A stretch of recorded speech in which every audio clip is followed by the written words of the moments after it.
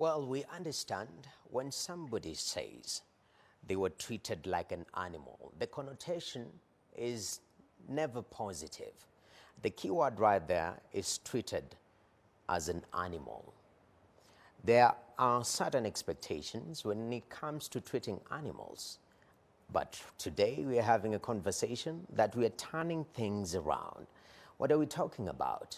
Animal welfare and the connection of animal welfare to food safety in our country. My name is Noah Kipkimboy, and this is Transform Kenya, where we make things clear, dissect them to the detail to make sure that at the end of the day, we are having a better Kenya, a transformed Kenya. Joining me today in this particular panel is actually specialist, and I'm glad because each and every one of them holds the title doctor.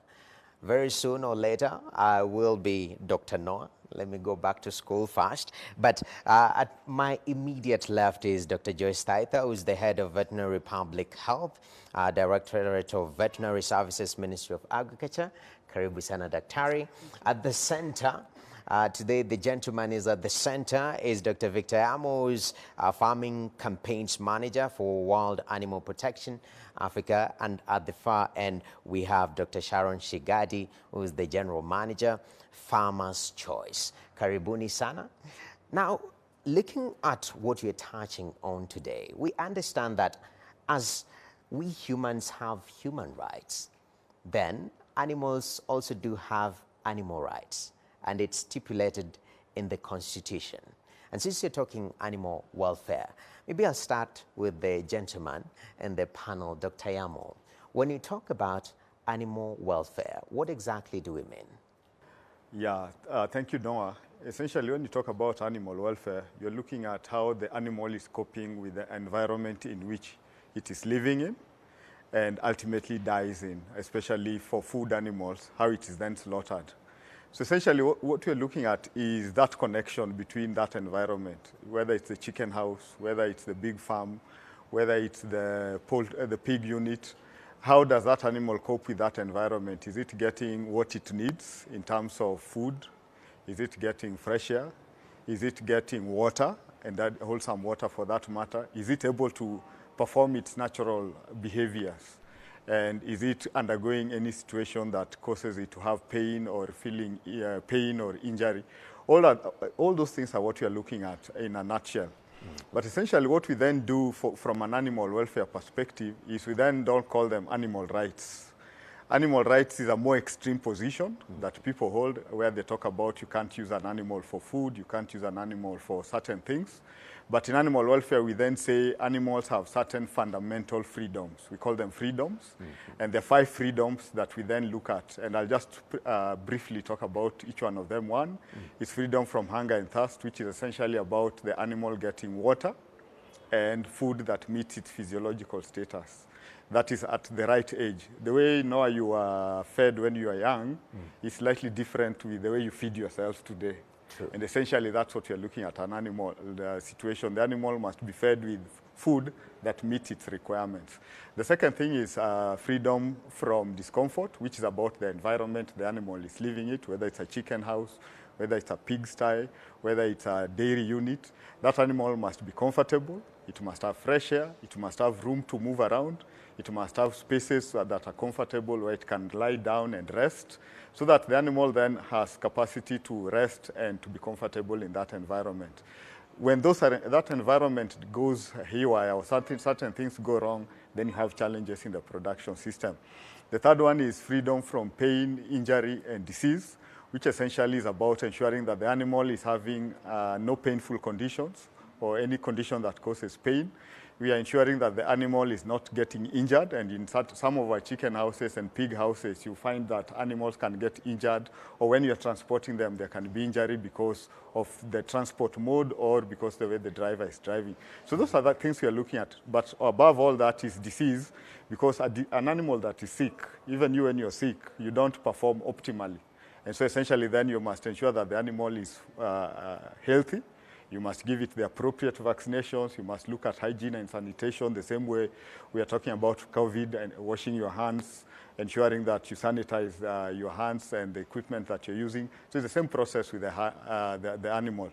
The fourth one is about the animal having capacity to express its natural behavior. If it's a pig roots. So you must ensure that in the pig house there's enough straw for that pig to be able to root, because that then helps in its development. It's the same way you talk about children being given opportunities to play. Essentially, that's what we're looking at. And finally, it's freedom from fear and stress or distress. And essentially what we're saying is that when you're fearful, you're frightened, it means that certain hormones or chemicals come into play, and then you're not ready for production because you're ready for flight. Yes. And those are things that we look at and are essentially very critical for the animal. And that's why from an animal welfare perspective, those are the 5 things that we look at. And those of us working in production systems, those are the things then we look at, because that then drives the productivity of the animal. And as we'll see later, it also drives the safety of the products that comes from that animal. Definitely. Yeah. Thank you for that clarification on the 5 fundamental rights, or, for welfare of animals, and also the clarification between, welfare and rights, which welfare goes a little bit extreme. I won't be standing on that ground since I'm an animal consumer. But looking at, the connection, Dr. Joyce, between, animal welfare and food safety. We live in a highly commercialized environment. So we want to feed the city. Everyone wants to eat. So the end, most of the times, it justifies the means. We start thinking from the end, oh, people are satisfied in Nairobi. Now let's take a look at, where did this chicken come from? I mean, where's the connection between animal welfare and food safety? The connection between animal welfare and food safety is that an animal that is not enjoying its freedoms, like Dr. Yamo said, is not able to produce optimally. And also an animal that is not getting its rights is easily to get sick. And once an animal is sick, most of the times the product will have maybe the bacteria that are coming from, will come to the food if the animal is sick. If the animal is not enjoying its freedoms, even if it is, let's say, meat, it is slaughtered for meat, that meat is likely to spoil fast, because when the animal is slaughtered, when it is stressed, it's not able to go the normal post-mortem changes, and the meat thereof will likely spoil fast. It will not be as tender as meat from a happy animal. So I would say that an animal should be killed when it is happy. I don't know whether you play a guitar for it, but an animal should be happy when it is slaughtered. They should be not having any stress at all. Yes. Because stress leads to spoilage of food. Number 2 is when you are transporting an animal in a mode that is not right, probably there will be contamination. If it is pigs, they will defecate on each other. So the animal getting to the slaughter facility will be dirty, and then there will be likelihood of contamination of the meat coming from there. So that leads directly to food safety. Okay. If the welfare is not taken care of when you are slaughtering when you are treating the animal, you treat it wrongly. So the medicines that are used in the animal are likely to be expressed in food, and this will cause problems with the people who will be consuming that food. Oh. So there is very, very close correlation between animal welfare and the safety of the products coming from there. Definitely. Yes. And, Dr. Sharon, at Farmer's Choice, do you have choice music for your animals? Since you're talking about, happy animal, happy food and safe food at the end of the day, the whole value chain. I mean, from a practical perspective and also from your observation, being an industry player in the food business, is there an adherence to some of the pointers that Dr. Joyce has brought up? Yes. We actually come close to playing music, if you have to say that, for the animals, because you're looking, all that my 2 colleagues have mentioned, you're looking at everything that happens in the production system for food animals. And none of them is unique. All of them require all these freedoms that Victor has highlighted. So from an industry or a player on the ground, you're actually looking at ensuring the environment is as comfortable as possible. He talked about rooting, so pig is my specialty, so I'll talk about now enriching the environment. You find that we put things like bedding for them, straw that they can play around in. We put toys for the younger ones so that they have something to occupy them during the day. We constantly check the quality of water that is provided to them to make sure that it is, there are certain standards in terms of things like coliforms, bacteria, that you need to ensure that it's not coming through the water, because then it translates to meat. Transportation is another key area. When you're loading the animals, you want to ensure that the truck capacity is not surpassed. You know, you can't put too many animals in the truck, as Dr. Joyce has pointed out. You want to ensure you're transporting them at the coolest time of the day so that they're not stressed, they don't get any heat stress. And when they get to the slaughterhouse, you have antemortem inspection just to make sure that they have come off the truck in good condition before they're slaughtered. And then once they're getting into the slaughterhouse, you're looking at the process of stunning. How are they stunned before they're actually killed? So anything to reduce stress ensures that the quality of meat and the safety at the end is at its optimal. Wow. Yes. You've clarified so well, I mean, the whole value chain. And I'm glad you've done that as an industry player and what you're doing. Dr. Yamo, from your experience and, you know, working and pushing for, you know, animal welfare, is this something that is well taken care of in majority of our farms, and, you know, people keep animal for food purposes? Yeah, thanks, Noah. In my experience in industry, and I've been in industry quite a while, farmers are at different stages. There are farmers that are doing extremely a good job in terms of welfare and meeting essentially the international standards, so to speak. There are farmers that are learning, and I think part of what we do as World Animal Protection is to work with farmers, wherever the stage they are in production or in their investment in the whole system, so that they start understanding and appreciating some of these things. The second thing that we're looking at, which is important, is the level of awareness, and especially at the consumer level. Because if the consumers are enlightened, they're able to drive industry to do the right thing. Otherwise, what we then end up is a situation where industry looks at the bottom line and forgets to look at the critical things and cuts corners, so to speak. So I'd say a good proportion of even the small-scale farmers are doing the right thing. It's only that we need to tweak what they're doing a bit around so that it meets certain standards. Some of them is also some of the challenges coming through is the fact that people are not aware. And I'll give you a good example. When you talk about freedom, number one, freedom from pain, hunger and thirst, a lot of our farmers don't understand what kind of water to give.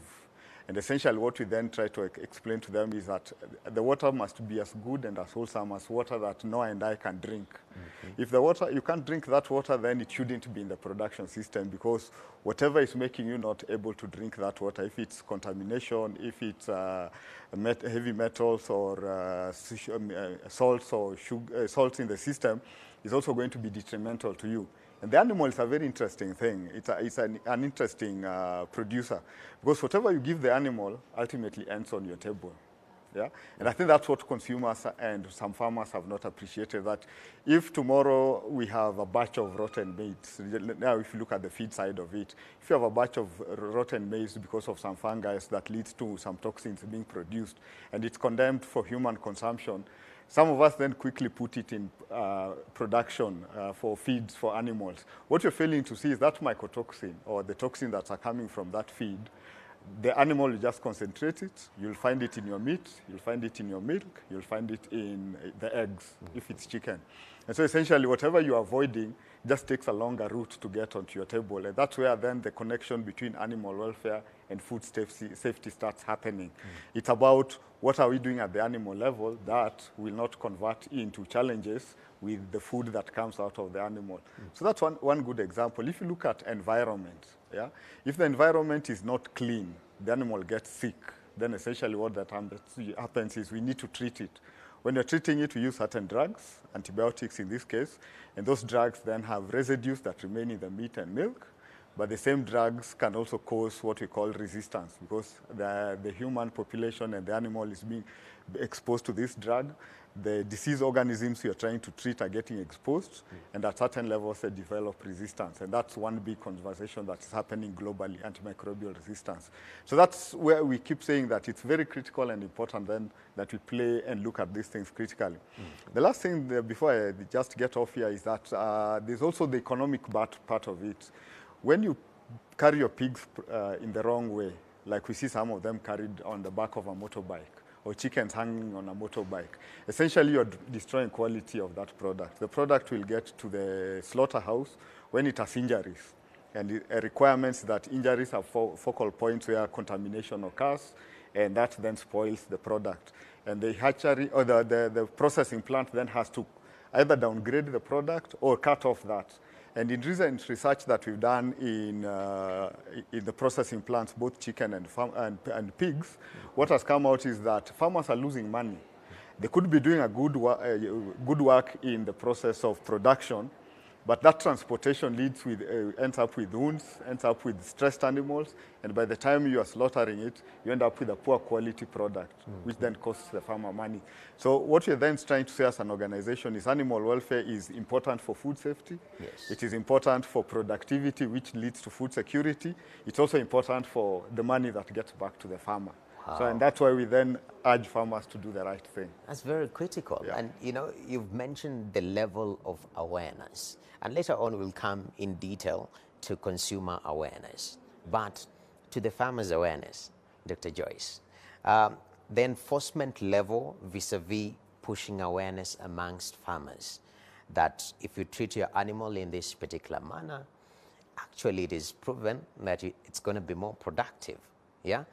Where do we stand in that regard, awareness amongst our farmers to these animal welfare needs? Like what Victor has said, the farmers are at different levels of awareness. There are many farmers who are doing the right thing because they appreciate that when they take care of the animals, they get money in the pocket. For most of them, they'll be looking at the returns. And if they take care of the animals, they get good returns. But still, there is a lot of capacity building that needs to be, there's sort of awareness that needs to be created. And the roles of government is clear that at the county government level, that farmers need to build capacity to understand good agricultural practices, because these have an impact on their returns, this has an impact on food security, this has an impact on food safety. So there is a lot of awareness, which is what we are doing now also. There's a lot of awareness that is being created to the farmers, because that is where food safety starts. It starts even before the animal. It starts from where the feed is coming from. It starts from where the water is coming from, all the way before you get to the animal itself. So we are not where we ought to be, but we have come a long way. Many farmers are appreciating, because again, many of the farmers are you and me, who have an understanding. Currently, there is a lot of education material, there's a lot of information material, both on social media, or in the internet. So people who are willing to get information is there.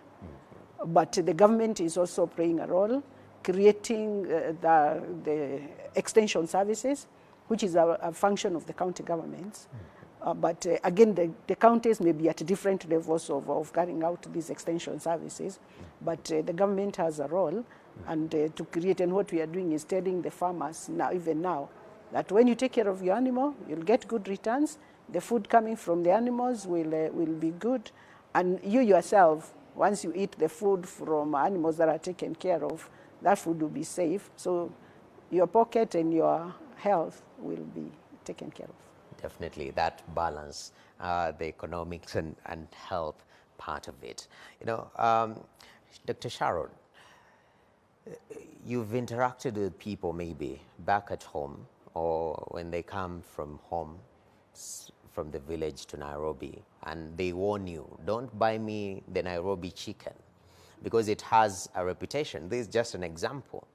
I believe chicken is the one that is, it goes, it lives in the morning, goes, makes the rounds, and comes back in the evening, you know. Very responsible chicken, to say the least, which is quite interesting. And where we are moving, commercially, things are changing. The population is growing. Our food sector is becoming more mechanized. I mean, looking at the balance between quality, yeah, that is food safety quality, vis-a-vis catering to the market demands. As industry players, how are you balancing these two to make sure that they are at par, if not even better? A very good question and quite interesting. It's a how do you say, a fine balance that we are trying to achieve, because there is the angle of animal welfare that comes in with commercialization or industrialization, as you call it. There is increased demand for protein of animal origin, yeah? So there is the push to supply that. In fact, from our side on pig production, the industry has actually literally tripled in the last 5 years. Yeah, but we are still the smallest livestock species in the country, at about 2%, I believe. The pig population in Kenya is a total of 700,000. And we are now getting to a point where you have to balance. There is investment, heavy investment required in the industry. Yeah? So if you're looking at doing it commercially, you're looking at having the proper housing, investing in technical staff or staff who are aware. You're looking at, proper processing and ensuring, packaging the entire value chain. Yeah, and Farmers Choice being vertically integrated, we can talk about every sector of the value chain. Yeah, yes. So the balance is actually about ensuring, for example, the animal freedoms are attained. And the interesting thing for the Kenyan industry, and Dr. Joyce has just touched on it, is with the pig sector just growing, there's a lack of extension education or knowledge. So it is upon us now. Our small-scale farmers actually account for about 80% of the pigs that we slaughter. So it is upon us now as the industry leaders, Farmers Choice, to actually pass on the knowledge that we have to the farmers. So we've gone the extra step of ensuring we have an extension department that goes out to the farmers, educates them on what is required. And we are lucky that as a country, we are still at a level where we are not as commercial. Victor can attest to that, having visited some of our farms, where we actually have crates. Animals are not in crates. They're actually open. They're in groups. They're mixing, and that is just part of the welfare. And we believe that that is what makes our products unique. I think, as we say, the taste of Farmer's Choice sausage cannot be compared to any other, and it actually starts from the farm. All right. Yes. That's very critical. Maybe I'll have to test later and confirm those sentiments. But Dr. Amo, still on the same issue of commercialization, it's the same old discussion we normally have. Our ancestors, they were stronger, they were bigger, because they were free range, maybe, quote unquote. Looking at the way the commercial aspect is entering into our animal food production, how is animal welfare keeping up with that? A very good question, Noah, and I think it's where we actually are right now, because essentially what is happening is we are not operating, when our ancestors were operating, they were kind of in an isolated situation. We are now running in the global markets. What happens here in Nairobi is the same thing that is happening in Joburg, and it's the same thing that's happening somewhere in Europe. So essentially there is international standards that we are looking at that's driving some of these discussions. We also need to take cognizance of the fact that even as we sit in Nairobi, there are big international brands that are coming into this country. Okay. You can look around the fast food restaurants, look around the retail sector. You can see the big players that are coming into this country. Those people are not coming to look at our standards. They're looking at what their international standards say. And in most of the cases, that standard might be a notch or two higher than what we are used to. All right. So I think, but the beauty is that the industry has also learned the art of working around some of these things. So we work with industry, like the producers and the retailers, the retail sector to then say, where are our African standards? Yes. Because I work across Africa. Where are our African standards? What do we need to tweak so that we meet international standards? Okay. When a big supermarket comes into Nairobi, what are their requirements? And how do we then work with the farming community to ensure that we supply? Because the reality of the matter is that if we don't meet some of these standards, we open ourselves to influx of products coming from elsewhere. Definitely. And I think as a country, that is something that we cannot afford. Then, of course, the directorate, and Dr. Joyce is here, who can talk about it better than me, also represents us in some of these conventions. We have conventions about codex, about international standards on food, on safety, on food safety, on all these requirements.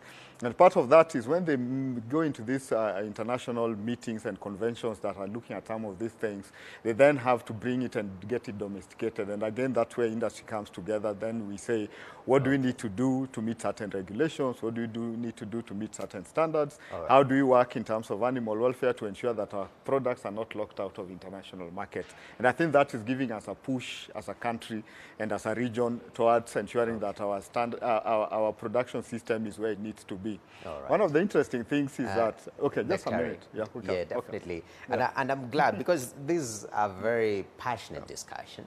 And we'll come back. You've spoken about regulation, implementation of international standards at a local level. How can we effectively do that? We're going to be coming back. But right now, let's take a short break right here at Transform Kenya. The discussion is about animal welfare and how that impacts on food safety. Right now, we take a short break. We'll be right back after the break. Stay tuned.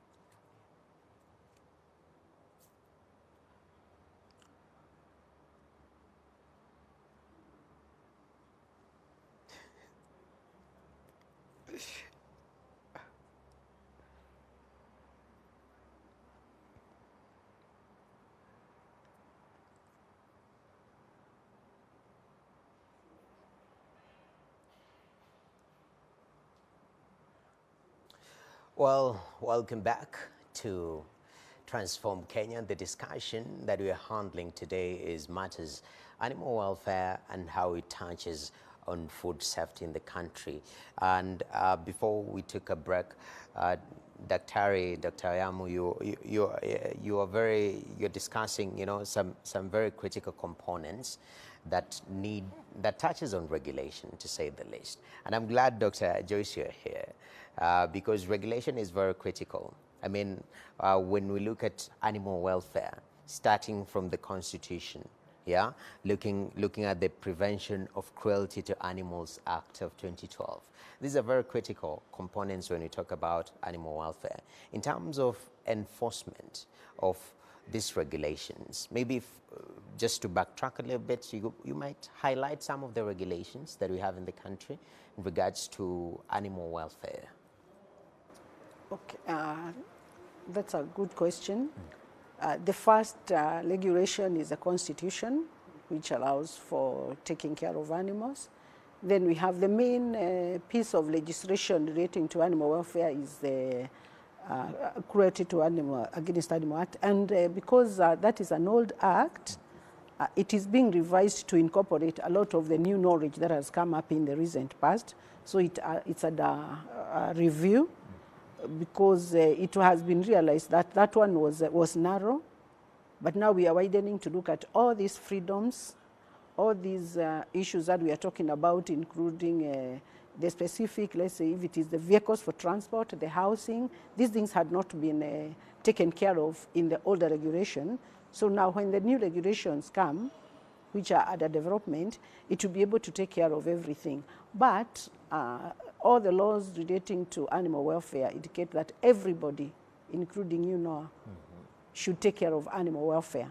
We all have a responsibility to make sure that everybody treats the animals well.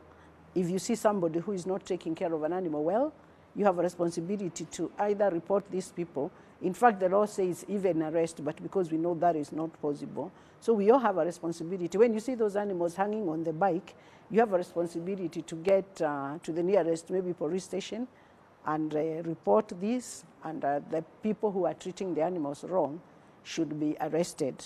And this has happened, and this is in the law, that everybody should take care of the animals. Everybody should report anybody who is not taking good care of the animals. And we do this for two main reasons. One, we want to take care of our animals. Number two, the world trade is demanding that animals are well taken care of. And there are some trading partners who will not purchase products from animals if they know that there is a lack of taking care of the animals, cruelty to animals, not giving them their freedoms. So we are looking at it both from, we said earlier, food safety, also a commercial point of view, and basically the animal itself point of view, because the animal has feelings and it should be taken care of. So the regulations are geared towards ensuring that, and also ensuring that we access market and that the food our people eat is safe, because animals that have their freedoms produce a lot of products and safe products. Definitely, and I'm glad that act is being revised and being looked into. Hopefully, we'll get to hear some of the new knowledge that's coming in. But Dr. Sharon, being in the industry, we understand, since we've just touched on the commercialization of the animal food sector, there is plenty of outsourcing. And I believe it's a good thing, because as a young person, I could have my 15 chicken or my 1 pig. I don't know whether I get it toys maybe to play with, because it will be a lonely pig. Yeah? Yes. And I can do that and push it to the market. Looking at the whole connectivity, especially when there is an element of outsourcing of these animals. Yeah. The person who is linking the final product, the food product, is not necessarily the primary producer. Is there an intentional effort, even within the law, for you to make sure that the animals were well taken care of before they reach the market? I'm looking for the right word. From our point of view or our perspective, I think it's upon us to ensure that the animals that end up at our slaughterhouse actually have meet the standards that are put out there. So the laws are there, yes, but we've also put our own standards as an organization, and we ensure that through I mentioned that we have an extension department or an extension team. So we also make sure from the farmer with 1 pig to the one with 200 or to the one with 1,000 that the knowledge gets to them on what they actually need to do for their animal to come to our slaughterhouse. Because based on those standards, we look, for example, we're talking about people carrying, we've seen pigs being carried on tuk-tuks, on borders, on bicycles, and at our gate, if you come in with a pig that's transported like that, we do not allow you to come in. So we make sure the knowledge is out there for the farmer to know that if you're to supply farmer's choice, these are the standards that you require to meet.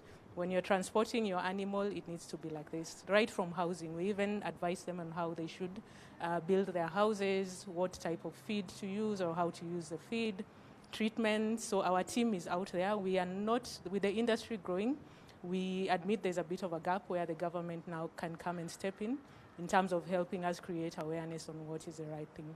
But as the industry leaders, we've just decided to go out there ourselves. Because at the end of the day, as you said, we are the link between that small producer with 1 pig and the food that gets onto the table, the meat that gets onto your table. Oh, yeah. That's good to note. So if I'm getting my 1 pig to your, I better transport my pig properly, not in a tuk-tuk. Yeah, but if I'm to add on to that, just to ensure that as well, we as an organization also provide transportation. So we'll actually come and collect the pigs from your farm to ensure that they get to us in the right condition and in the right state. Yes. That's very critical. Yeah. I'm glad, because some farmers are like, okay, I don't have transportation for this. But again, information bit is very critical so that you know if you're pushing your product to the market. Yes. Dr. Amo, we like mentioning, the global standards vis-a-vis the local standards. The globe is moving forward. We as a country, we are remaining backwards, very vast generalization that normally sometimes they need sort of clarification for us to understand what exactly is happening. So when you talk about animal welfare, from a global standpoint, vis-a-vis a local standpoint as a country where we are right now, how do you compare the two? I think we've done well. I wouldn't say we are doing that badly, because, and I want to qualify that by saying, we have, as an organization, we've been part of development of some of these regional standards. So if you look at the animal welfare standards and strategy, the driving piece of legislation in Africa is known as the Animal Welfare Strategy for Africa. And that strategy was developed in around 2015, 2017, and it was launched in 2017. Actually, the 54 heads of state actually ratified it in a head of state convention in 2017. And so part of what we do as an organization is to drive that policy and drive it at certain levels. But once it has been done, like the African Animal Welfare Strategy that was done in 2017, we are in the same platform that is being used to disseminate it to the various regional economic communities, the East African community, ECOWAS, etc. Because for us, it's not just about having a good global standard out there. It's about how do we then domesticate it and make it relevant to the local conditions. The conditions that we are producing pigs here is not the conditions that Europeans are producing pigs. And for us, that's a critical connection that we need to look at. And because of that, that's part of the process why we work with people like the Directorate of Veterinary Services to review laws. The current piece of bill that's going through going through the system, the Animal Welfare and Protection Bill, which is one of the 4 bills that the Directorate is pushing, it was actually, we worked in that process to ensure that international standards were then domesticated at that level.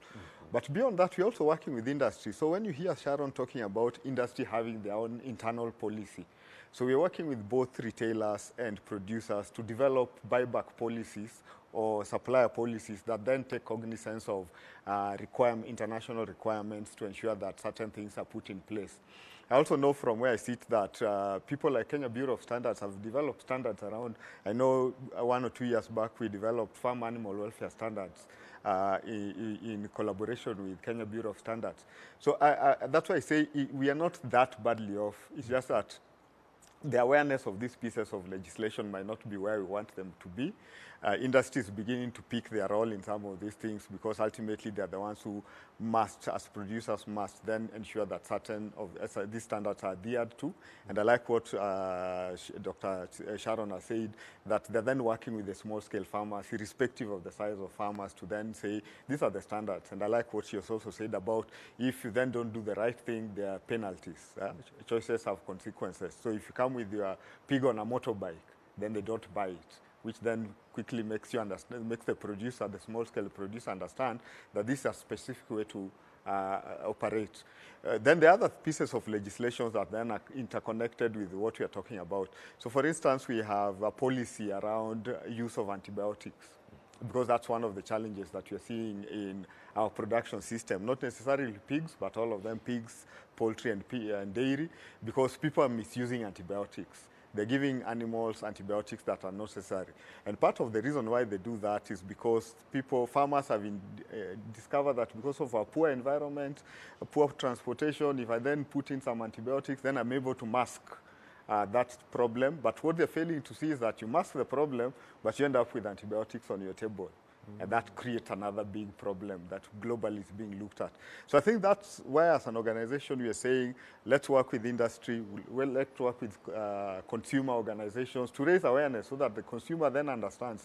If I'm going to buy pigs, for instance, in the butchery where I've seen pigs being brought tied onto a motorbike, then I quickly understand that there is implication of that decision that I've made that could impact negatively on my food safety processes. So that's why we do the awareness, but also work with industry to drive some of this agenda. Wow, that's very critical, Dr. Joyce. In fact, the Directorate is pushing reforms, and earlier on you had hinted you're revising this particular Cruelty to Animal Act of 2012 to incorporate new knowledge. What is this new knowledge that we're getting in the year 2021 that needs to make the state of animal welfare in our country better? Part of it is like what we said earlier, the real understanding of the relationship between how we treat an animal and the product is coming as knowledge continues to increase.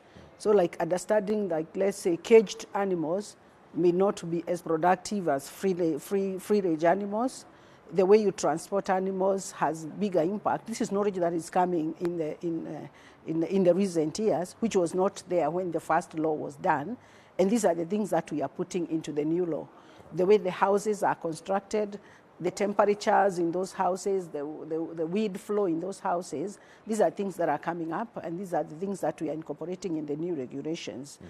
And one of the things that the new regulations are doing, previously, the government or the competent authorities was taking responsibility of the animal welfare, of that food safety, but we are coming to realize, and which is true, the government does not farm animals. It is individuals who farm animals.